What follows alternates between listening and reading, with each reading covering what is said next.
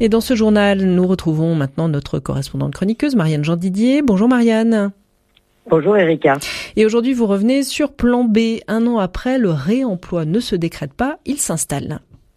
Et oui Erika, il y a 1 an, Grand Angoulême et Qualitum lançaient Plan B à Gonpontouvre et je vous parlais de cette initiative sur cette antenne.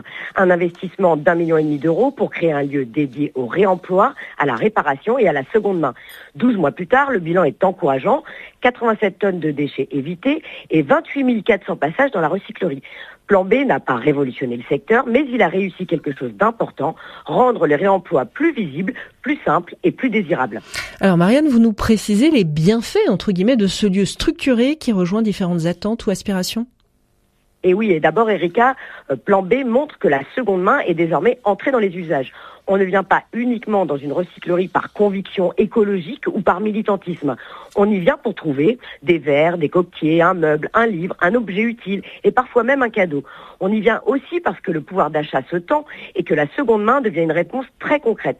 C'est là que la transition écologique devient intéressante, quand elle cesse d'être seulement un discours et qu'elle apporte une solution pratique au quotidien. Ensuite, ce lieu rappelle une évidence souvent oubliée, la durabilité a besoin d'infrastructures pour réparer, vendre, stocker, trier, sensibiliser ou organiser des ateliers. Il faut des mètres carrés, des équipes, du chauffage, de la signalétique, des loyers supportables et une vraie coopération entre acteurs. Avec Avril, la cyclofficine, Envie Charente et laplat.net, Plan B ne rassemble pas seulement des associations sous un même toit. Il crée des passerelles entre les usages. Un ordinateur reconditionné, un vélo réparé, un objet sauvé de la benne, une classe accueillie pour découvrir d'autres manières de consommer. Alors Marianne, Plan B n'est pas non plus un exemple parfait, mais en fait une initiative qui reste en amélioration et en évolution constante avec ceux qui l'utilisent. Et oui, c'est ça, Erika. Il faut rester lucide. Plan B n'a pas tout transformé. La cyclofficine traite à peu près autant de vélos qu'avant. Emmaüs observe aussi une petite érosion. Et le site doit encore progresser, notamment sur la signalétique, les animations et la mise en valeur de ces espaces. Mais ce constat ne fragilise pas le bilan. Au contraire, il le rend crédible.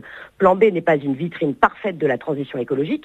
C'est un outil territorial vivant, encore en rodage, qui avance par ajustements successifs. 1 an après, donc, Plan B n'a pas changé le monde. Mais il a installé un réflexe local, donner de la visibilité au réemploi. Et c'est peut-être cela la vraie leçon.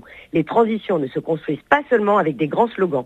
Elles se construisent avec des lieux où l'on revient, des objets qui circulent, des réparations qui évitent des achats neufs et des habitudes qui finissent doucement par s'ancrer. Merci beaucoup à vous Marianne. On vous retrouve évidemment la semaine prochaine sur l'antenne.